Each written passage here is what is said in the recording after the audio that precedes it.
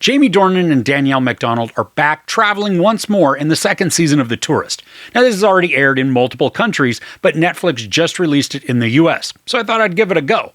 Now, I enjoyed the first season, but how does this sophomore season play out? Elliot and his now girlfriend Helen travel to Ireland in search of answers about Elliot's identity, but instead, they're forced to face the dangerous consequences of his past actions. So, the second season is wildly different in look and feel to the first. It took about an episode and a half for this to really click with me. The offbeat dark humor, it's still present, and both Dornan and Macdonald execute that well. And then to add to the sometimes awkward humor, Helen's ex-fiancé, Ethan Crumb, he decides to go to Ireland and talk things out with Helen face to face. I mean, this dude is so over the top, and the way Greg Larson portrays him, I think he just might be my favorite character. He's socially inept, very cringy, and then says all of the wrong things at the wrong times, which leads to a ton of laughs. The new setting is Ireland, as Elliot's still suffering from amnesia, but now he's caught up in a sort of Hatfield and McCoy type of feud. The adversaries in each family know who he is, but he has zero clue who they are or how he fits into the entire equation. Now, there are some genuinely surprising moments in this. Peril for our characters, shocking twists, and then some very mysterious and intriguing storylines. And for only being 6 episodes, there's a ton of content packed into the story. The themes of family and the broken dynamics that are shared amongst all of the feuders, they create excellent complexities for our narrative. The past intersects with the present, digging up old wounds and then also bringing about a bunch of new squabbles. Now, the story bounces us back and forth between characters, which sounds like it could be tiresome and a bit like ping pong, but because the setting of this village is so small, all of our players are in close proximity. And because of story complications, there are a lot of paths crossing as each side works to bring about their own form of justice and revenge. I mean, it's excellent to watch Dornan as Elliot try to navigate all these relational nuances. I mean, he's never knowing if he's going to step in something. And that's also then exacerbated by him not knowing who to trust. I appreciate also that the relationship between Elliot and Helen, it gets to be tested.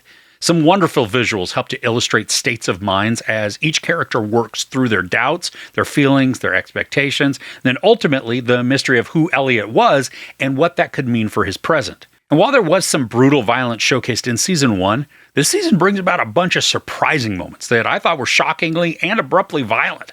And I like that because we're watching 2 warring families go at it, so nobody feels like they're safe.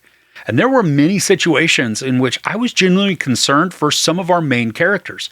I mean, the harrowing interactions and the circumstances that they find themselves in, they were nail-biting. And more than once, I was gasping because a character encountered something terrible. Now, I mentioned Greg Larson being fantastic in this, but another performance that was understated but still awesome to watch was Mark McKenna.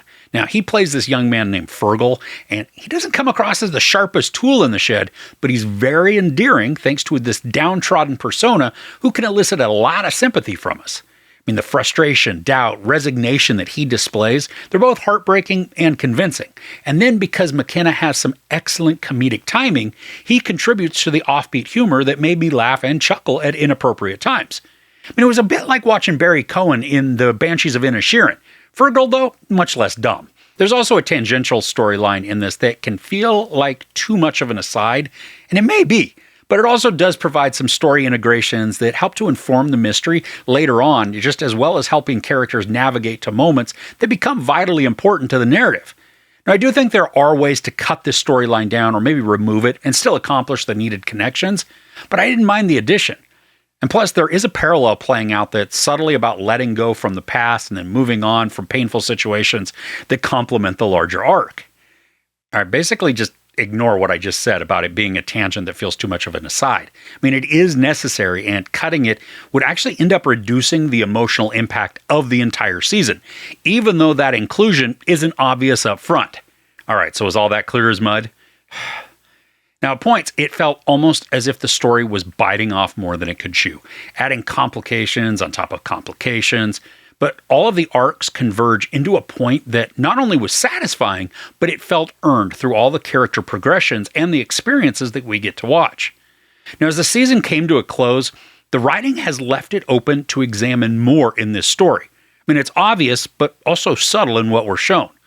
But with that being said, I can also see the show just coming to an end here. That would be completely satisfying.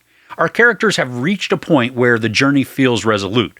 But at the same time, we're left with an intriguing clue that I would love to go down the rabbit hole into if the writing could maintain the offbeat humor, the shocking violence, and, of course, more perilous mystery.